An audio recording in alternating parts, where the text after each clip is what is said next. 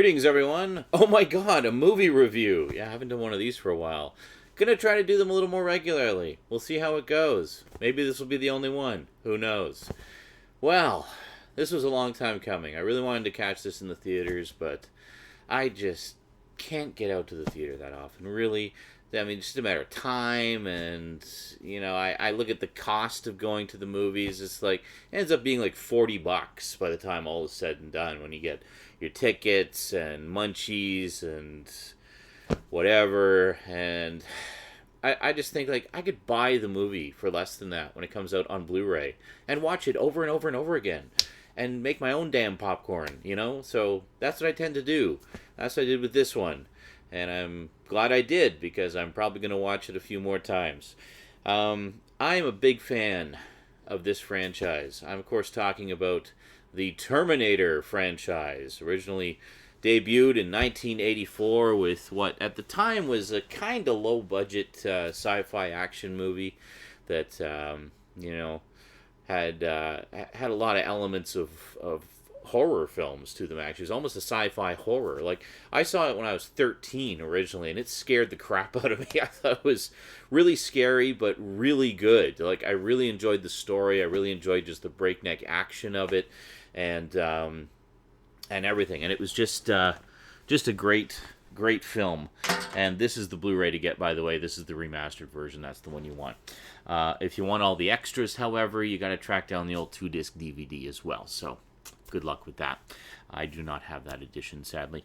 But, so great movie. Great movie. Loved it. Thought it was fantastic. Made a big impact.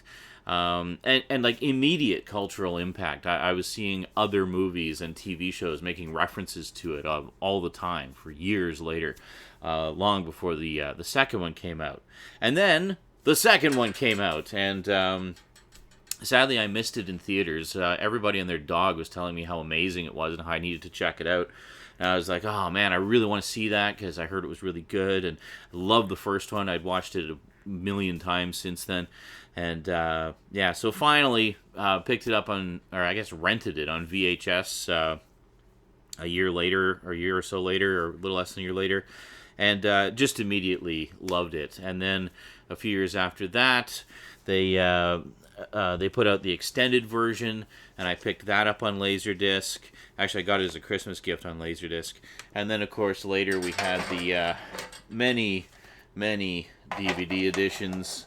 This is the Extreme Edition, this is the Ultimate Edition, and this, of course, is the Skynet Edition Blu-ray, which is kind of lacking in the transfer department, to be honest. Kind of surprised that Terminator 2 hasn't had more of the royal treatment on Blu-ray. There is a new edition of Terminator 2 out now that I really want to get, that doesn't have all the DNR issues of this one. It's basically the same as the Japanese release, like the transfer that they used a few years back when this originally came out.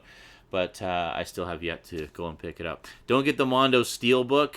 Kind of a cool cover. However, it's the Skynet edition. It's not the newer transfers. So, speaking of Laserdisc, I did have the original release of the Terminator 2 Special Edition, which was the first appearance of the extended edition. At the same time, they put out a big box set edition, of which I have like the third or fourth printing.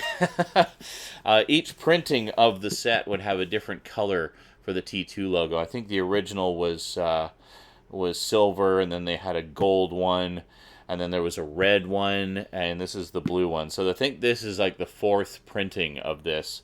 But I don't care. I mean, all the contents are the same. Really, the only difference is the color of the logo. And I don't know, the blue's kind of cool. You don't really see that very often.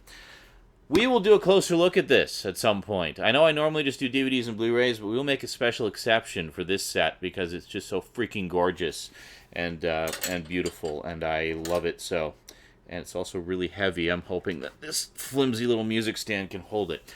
So Terminator 2, loved it. The extended version is the only version I'll watch now because I think it's definitive. It's fantastic. Then it was a very, very long time before we got Terminator 3. We got Terminator 3, Rise of the Machines, which I know fans tend not to like all that much. Well, What do I think of it? Honestly, I don't mind it. I think it's okay. I think one of the big issues fans have with it, however, is it kind of goes against the underlying message of the previous two films, namely, there is no fate but what we make for ourselves. The third one kind of throws that out the window. It's like, yeah, there's no fate but what you make for yourselves, but not really. You're fucked anyway. And I think that left a lot of fans kind of with a sour taste in their mouth. That, for all their efforts, Judgment Day happened anyway, and nothing mattered. And, yeah. But that said, I don't think the movie's a complete write-off. I kind of like that idea that they've been operating under the premise of false hope all this time, and that they're basically screwed no matter what they do. It's just a matter of figuring out a way to survive. I don't know. You get into time travel stuff, it gets really complicated. So next up, a few years after that, not as long a wait this time, we had Terminator Salvation. Hey, let's have a Terminator movie set entirely in the future world. Why the fuck not? We've never seen that before, other than in little clips and stuff, so why not set it all in the future world? I'm all for that.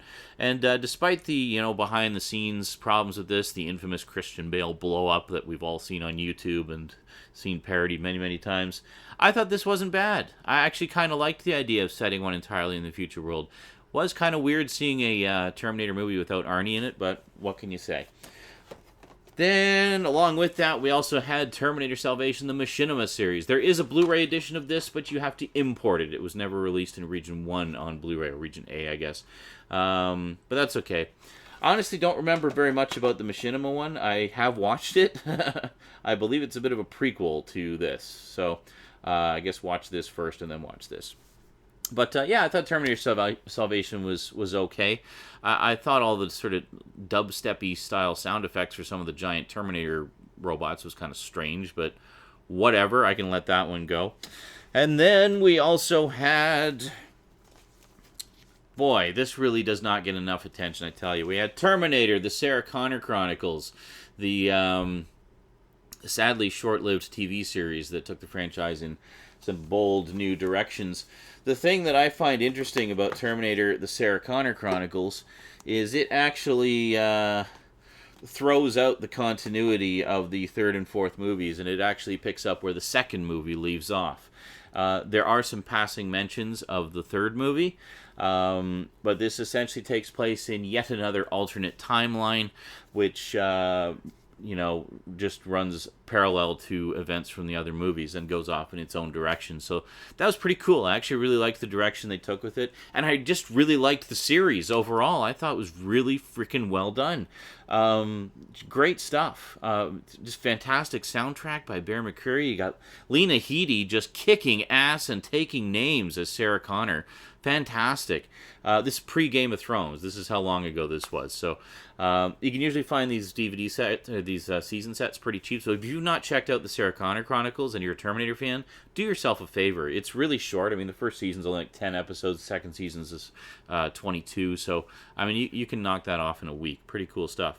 So, that's it for the sort of recap of my general thoughts on the Terminator franchise. Maybe I'll do something a little more in-depth at some point. I don't know. But that pretty much sums up my main thoughts about them. I should mention Terminator 2 is also the one that I pull out whenever anybody tells me that a summer blockbuster popcorn flick doesn't have to have depth or substance to it. I'm like, fuck you, go and watch Terminator 2 again. And then tell me that you can't have a summer blockbuster without depth and substance and well-developed characters.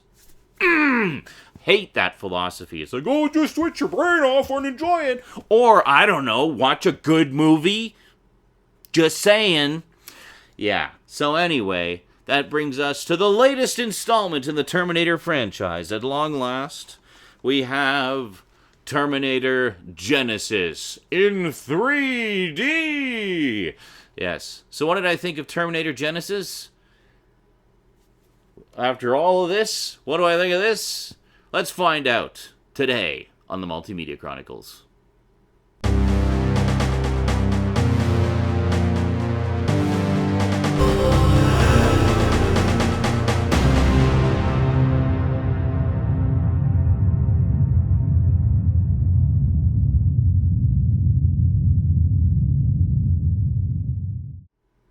welcome back. Wow, I think that holds the record for longest pre-titles sequence ever in the history of the Multimedia Chronicles.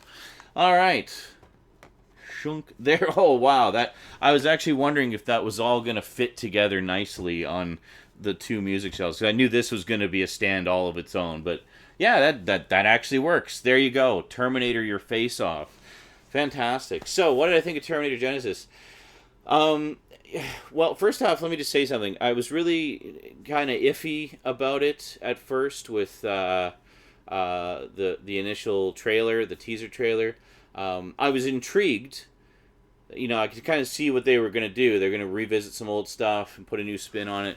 But I was a little cautiously optimistic. And then the fucking second trailer came out. And this is one of the things I really hate about movie trailers these days. The second trailer basically blows almost the entire plot of the movie. Like, there's a big twist that happens right in the middle, and it blows that twist in the freaking trailer. So, way to go, guys. Good job. Like, to me, I mean, I was discussing this with some of you guys over on the Facebook page at the time that the trailer dropped, and it sends a negative message, like almost like the studio has so little confidence in its own film that it needs to tell you all the key points. See, look, see, all this stuff happens. So now you want to see it, right? Right? You want to go and see our movie, and it's like. Just as I pull T2 out as an example of a good summer blockbuster, I pull out the fucking teaser trailer for Alien for an example of how to do a trailer properly and intrigue people without giving a goddamn thing away. Yeah, go watch that. In fact, I'm going to find it on YouTube. I'll put the link in the description. You go watch that teaser trailer. Now, you see that, and it just makes you so curious as to what the fuck is going to happen in that movie. You just have to go see it. And just from the few things that you see in that trailer, you know that it's going to be a hell of a ride. And you just have to go there and see that movie and experience that experience. That's what a good trailer does. And there's been a lot of them throughout history that have done that well. But that's like the big one that always sticks out in my memory because I just remember seeing that. Well, I mean, obviously, I was too young at the time, but I remember seeing it years later and thinking, wow, that was a really damn good trailer. Like, if you knew nothing about the movie and that's all you saw, you would go and see that movie. So I don't get why they can't do stuff like that now. I mean, it seems like now the studios are just so afraid of taking any chances whatsoever. It's become so much about the almighty buck and about turning a quick profit and getting those, opening weekend numbers in that they're just terrified to take chances on anything, and it's really unfortunate. Now, that said, Terminator Genisys, even having some of the major plot threads blown for me, I have to say, what it didn't blow in the trailer was just the charm of it. I have to say, honestly, and I say this as someone who has had, enjoyed the franchise for years, basically since the beginning, I really kind of dig what they did in this one. To me, it was like, it was a double whammy of getting the series back to its roots, and taking it in new directions at the same time. Now, there's going to be some spoilers ahead from this point on, so be warned. I can't sort of talk about things without spoiling specific plot details, but so that's your warning.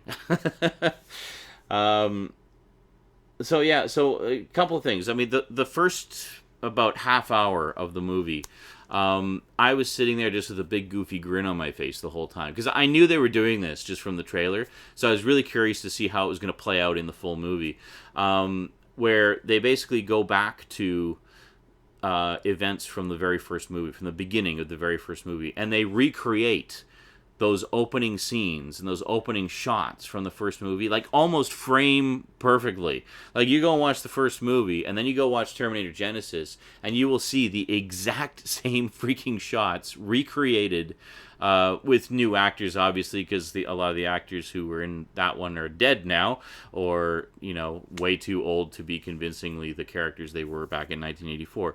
But man, that was really cool to see that. I mean, I saw that as both imitation and homage. I mean, clearly they wanted it to have that look and feel of the original.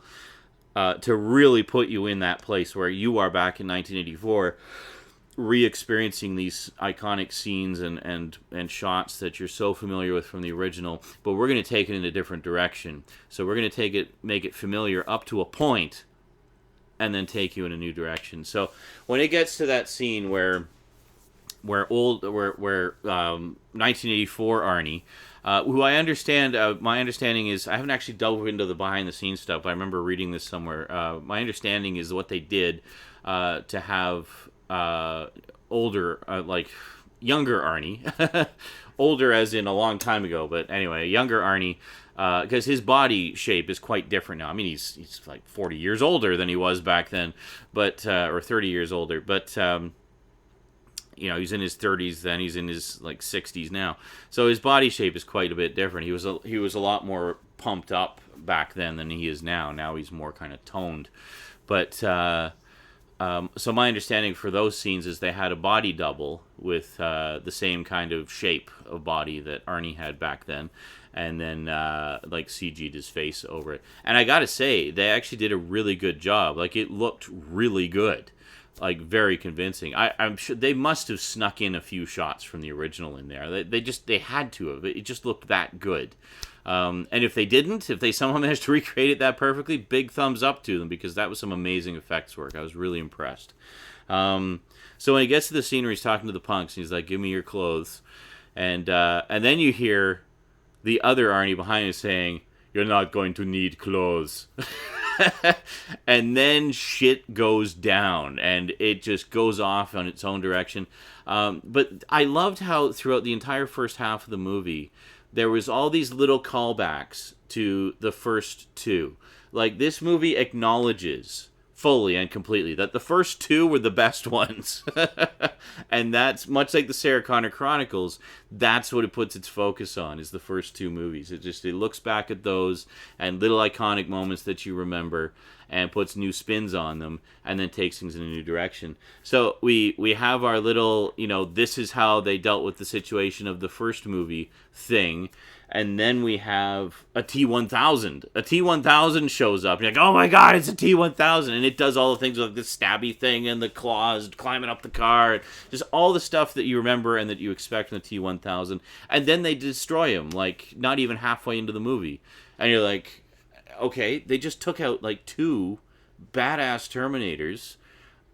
What are they going to do now? And that's when... And that's like... They've established that, okay, this is how things are different from what you've seen before, and now here's what the effect of that is. And then it goes off in its own direction. You have basically the John Connor Terminator, who was apparently possessed by the Doctor. Yes, Matt Smith has a very memorable couple of scenes in this. It's funny because in the opening scene, okay, I'm jumping all over the place. I know it's just the way I do reviews. I just do things on the fly. But in the opening scene where Reese is being sent back in time, and John is watching him as he's getting rolled up in the vortex. My eyes immediately went to Matt Smith standing in the background, even before the camera focused on him and made him the focal point of the scene. So I was like, Matt Smith! Oh my god! The 11th Doctor! And I gotta say, it's really weird hearing Matt Smith speak with a faux American accent. It really is weird. You're so used to him being... He just has the most beautifully British voice. Very, very wonderful, very expressive voice, and that was one of the many things I loved about his portrayal as the Doctor. But hearing him in an American film with an American accent, it was just so bizarre to me. But he plays one of the big baddies in it. Like, he is basically a visual representation of Skynet when they're off trying to destroy Skynet, and I thought that was pretty cool. And he's like taunting them and stuff, and I was like, sweet. So Matt Smith is basically the Red Queen from Resident Evil in Terminator Genisys. You're all going to die down here. Yes, that was terrible. That's terrible. What a horrible imitation. Yeah, so, I mean, overall, the whole thing about John being possessed and sort of nanobotted and made into this like crazy Terminator thing, yeah, that was okay, I guess. But that yeah, the new stuff didn't really grab me, but I loved all the nostalgic bits.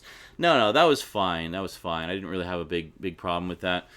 But I liked the fact that the things that they had done in the past changed the future and also changed the nature of what Judgment Day was going to be. It was a very contemporary take on Judgment Day, whereas rather than being a nuclear attack, it was going to be an operating system uploaded to all the personal handheld devices of the world and just controlling everything in terms of, because we're in a computerized world now. We are in Skynet now. That is, we are living Skynet. If you have a phone in your hand and you're checking your email while you're watching me, you're in fucking Skynet. Okay? That's just the way it is. It's happened, it's here, it's now. This is it. So that's what the Judgment Day in Genisys is all about, is that there's this hot new operating system that's going to come out and it's going to link everything together. And that's going to be Skynet, essentially, and it's going to... Maybe there would be a nuclear strike, who knows? I was kind of... Honestly, I was really tired, and I was starting to doze off by the time it got to the big explanation at the end, but as I say, I will be watching it again. I may have more things to say about it another time, but... yeah, but overall, just a really fun Terminator movie, and I think that's the key thing, and that's what I really enjoyed about it, was the first two were a lot of fun, and even the third one, honestly, I thought had a lot of that fun factor to it, but it kind of went off in its own direction. But the first two in particular really had a sense of fun about them, as well as the sense of import to the things that were happening. And Terminator Genisys, I think, really managed to recapture that successfully. And actually, speaking of Game of Thrones actors playing Sarah Connor, we have Emilia Clarke, Daenerys Targaryen herself, playing Sarah Connor in this one. And she does a pretty good job as well. I still think Lena Headey did it better, to be honest. But that's okay. She was quite good. I mean, she's supposed to be a younger Sarah in this anyway, and that kind of works. She's the 80s Sarah, not the early 90s hard-ass Sarah. She's the younger hard-ass Sarah because her life has been completely different. And can I just say, it's so great to see Arnie making movies again. Did you guys miss him as much as I did? I mean, really, this is actually the first thing that I've seen him in since he came back to movies. I haven't seen any of the others. I really need to see some of his other movies. But man, really missed Arnie. Welcome back, Arnie. We missed you. But yeah, so that's great stuff. So I guess in terms of problems I had with the film, the only thing that sort of stuck out for me was some of the casting choices. No disrespect intended to the actors involved. I just don't think that they were necessarily the right actors for the roles. Specifically, the actor playing John Connor, I thought was okay, but seeing some of the other actors who played John in the past, I honestly think they fit the role better. Like, you look at what's his nuts from Terminator 3. He was great. The guy in Terminator, the Sarah Connor Chronicles, he was great. But they're playing the younger John, like the late teens, early 20s John. As far as adult John goes, I thought Christian Bale was pretty decent in Terminator Salvation. I don't know, it's a hard role to fill, I think, because he's this sort of battle-hardened, world-weary guy who's really seen some shit. I was glad to see they kept the scar in Terminator Genisys. What the hell is what is going on up there? I don't know. Anyway, I was really glad to see they kept the scar that was first established way back in... was that in the first one? It may have been in the first one. Well, I know it was in the second one especially. We saw nice big close-up of him, and he had this big nasty scar, and they kept that intact for Terminator Genisys, which was pretty cool. But yeah, I mean, he was okay, but he didn't really scream John Connor as a grown-up to me, after all the John Connors we've seen in the past. But then was it the one I really had a problem with, though, was the actor playing Kyle Reese. Michael Biehn, he was not. Now, I talked about this a little bit with the boys the other night, just shortly after watching it, and they said, well, no, I mean, he's not going to act the same way that Michael Biehn did because it's a different situation. I mean, and I was commenting about how with Michael Biehn in the first one, you really get the sense that this is a driven man. I mean, he is there. He's a man on a mission. Nothing's going to stand in his way. He's got that desperation and that energy level to him. Like, fuck, I got to get shit done. I got to get shit done. You don't get that as much from the actor in Genisys. I apologize, I don't know his name, but it just didn't seem to have that sense of urgency. And then I was talking to Skinslip about it, and I'll be right back. Sorry, little one needed attention. Always got to be a dad first. So what was I saying? Oh yeah, so I was talking to Skinslip about it, and he commented. He said, "Well, no, he wouldn't be acting the same because this is a completely different situation. I mean, all the things that made that Kyle Reese be the determined, driven guy that he was didn't happen in this timeline. So he came there to do all that stuff, and it was already done. So he's like, well, what the fuck am I going to do?" So he's just kind of tagging along for the ride for a lot of it, and eventually becomes the man of action. But still, I don't know. There was just something off about him. It just didn't. I don't know. It's hard to put your finger on it, but yeah. To me, honestly, minor quibbles, because overall the strengths of the film overshadowed any little shortcomings I felt it had.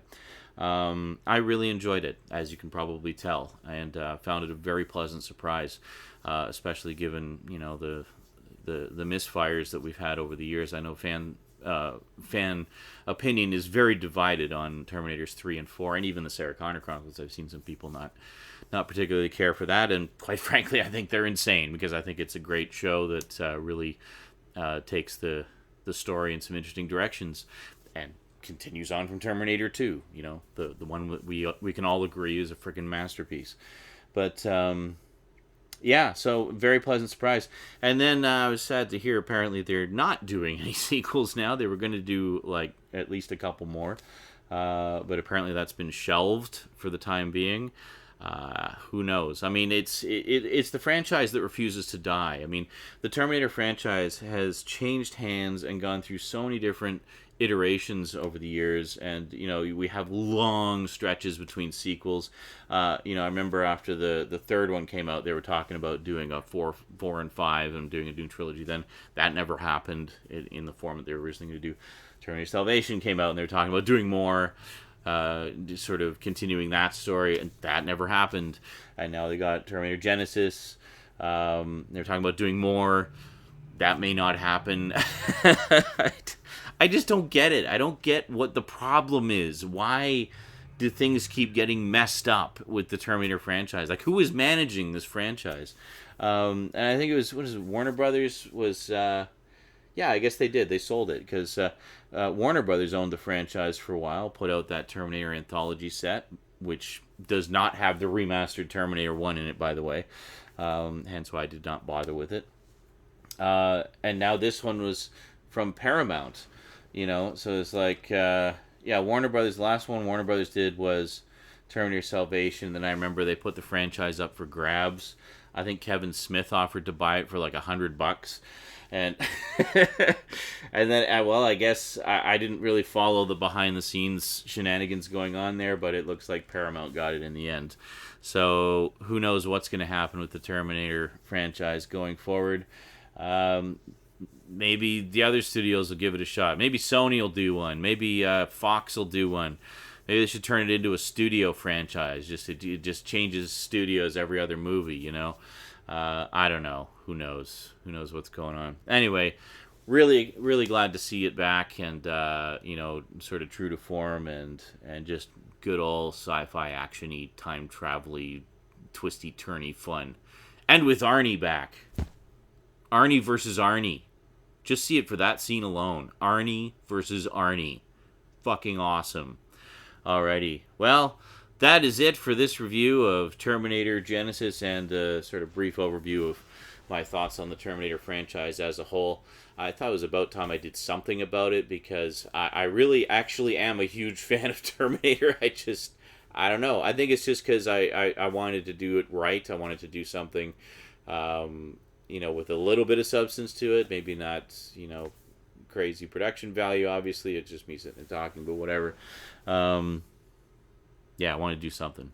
So here it is. Hope you enjoyed it.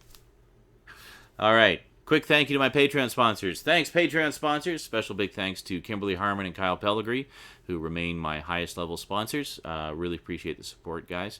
And thanks to everybody else as well. Appreciate all your support as well.